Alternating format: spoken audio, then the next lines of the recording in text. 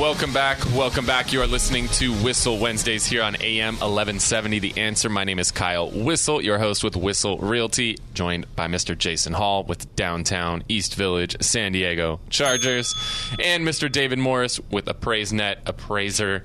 Dave, before the break, we were talking, just kind of getting up to speed on how the appraisal world has changed over the years, and we talked about a specific scenario where an appraisal came in $200,000 below what the offer was on the property. So how does that happen where numbers can come in so far off? And how can one appraiser see it at 1.1 and another see it at 900? How do appraisers really, you get a new appraisal, how do you look at things from the appraiser perspective? And how do you pull your comps and all of that stuff? How does this come together? All right. Well, I think in a scenario like that, so it's a purchase, right? So there's a value or sales price has been set. So I always look at it as a buyer and seller negotiate, and that's the price they come up with. So that's the value. And then I think the appraiser's job is to look at the comps in the area, whatever area that is, and determine if that contract sales price is within the value range. So there's always a range, for sure.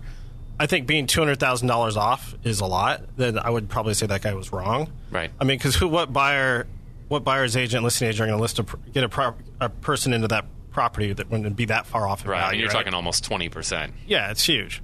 So there's analysis and techniques that we use for sure, stuff that we're trained on. I always like to call it the dark art of appraising, right? And then there's rules and regulations, right? So Fannie Mae has guidelines that we have to stick by, and then as well, there's appraisal boards that have guidelines we have to stick by. So we have to take all that into consideration and basically come up with the value. And an appraiser's value is actually their opinion, and it states in the report, this is my opinion of value. So okay. It is my opinion. For sure, or any appraisers, and there's definitely a value range. Okay. So let's just we're here in University City area. Let's say, a house is 2,000 square feet, 4-bedroom, 2-bath, just kind of a cookie-cutter house in the University City area. When you're pulling comps, or what comparable homes is what comp stands for, when you're pulling those comps, what's the criteria that you're typically looking at? So 2,000 square foot, 4-bedroom, 2-bath. What are you looking at? Square footage range, bedroom, bathroom range, all that. Right. When you're looking to find comparable properties. Right. So a lot of it's based on location, right? So so appraisers have to define what neighborhood it is. So University City is a good example because that's a really finite neighborhood.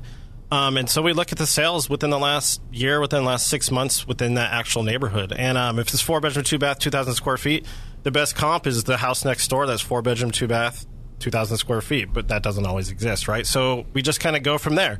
You look at stuff that's lower in square footage and stuff that's bigger in square footage. Something that has 5 bedrooms, 3 bathrooms would sell for more, and we make adjustments to adjust that down. And something that's smaller would sell for less, make adjustments to adjust that up. So it's basically look at the whole market. We call real estate agents, ask them what their opinions on properties were, what's actually going on with the comps, that sort of thing. So A lot of data, a lot of analysis. We spend a lot of time on the MLS. So let's say you've got these two houses directly next door to each other. Both are 2,000 square feet. One's got 4 bedrooms but has a living and family room. One's 2,000 square feet with 5 bedrooms and only has a living room. Same value, or is there going to be a variance because one has an extra bedroom whereas the other has a family room? Well, in theory, you would adjust for both of those. So you adjust down for the extra bedroom and you adjust up for the lack of not having a family room, right? So that might balance itself out. Okay. But that's something we look at. Okay. And a big topic, we talk about it a lot on this show, is solar. So solar is something that I'm super passionate about. If you ever want to get my take on solar, go on YouTube, type Kyle Whissel Solar, and you've got my take on there about what I think on solar. Very, very passionate subject for me because it has been something that is making or breaking real estate deals. So from an appraiser's perspective, talk a little bit about how solar factors into your valuations. Right. Well, the first question is it owned or is it leased? If it's leased, typically we don't give it any value, right? Because they don't own it. It's not real estate at that point. Okay. So that's the first question I always ask. Here's the problem with solar is for an appraiser to give something value, we have to find a comp that has solar and be able to figure out what that's worth, why that property that has solar sold for more than a property across the street that didn't have solar. And this is an issue I have. Solar is not a mandatory reporting field in the MLS. So agents don't put it in unless they put it in the confidential remarks. And our job is to go through and look through the MLS, read the remarks, and find out if a property does or does not have solar. So it's tough to give it value, for sure. Okay. So in a perfect world, then, you get two comps. One had solar, one didn't. The one with solar sold for 10 grand more, so therefore that becomes the value of solar in that particular neighborhood. Right. Is that fair to say? Yeah, or for that valuation that you're doing. So what that's called is a technique. It's called a paired sales analysis. Okay. So you look at the two comps, engage what the difference is. Okay. And again, you're listening to Whissel Wednesdays here on AM 1170. We're talking with David Morris with AppraiseNet. If you ever want to connect with David, you need help with an appraisal, have appraisal questions, 619-663-SELL, 619-663-7355. So you mentioned with solar, if it's leased, no value. In my opinion, it typically detracts from value because the buyers are going to be looking at, I've got my mortgage payment and now I've got this solar lease payment. And a lot of times as the degradation of the solar system happens over the years, the amount that it's producing is actually less than what you're paying on that payment. So you actually start costing yourself money over time on those solar leases. So we're seeing a lot of times that the buyers want the solar paid off before they'll buy that home. Makes so therefore sense. the sellers ends up having to pony up a ton of money. And with a lease, they don't just pony up, the principal balance that's left. They've got to pony up, 20 years worth of payments, which is often triple what this system cost initially. So it can be a big negative. So then the next step would be if it's financed. So how would you guys look at solar if it was financed? So there's still money owed on it.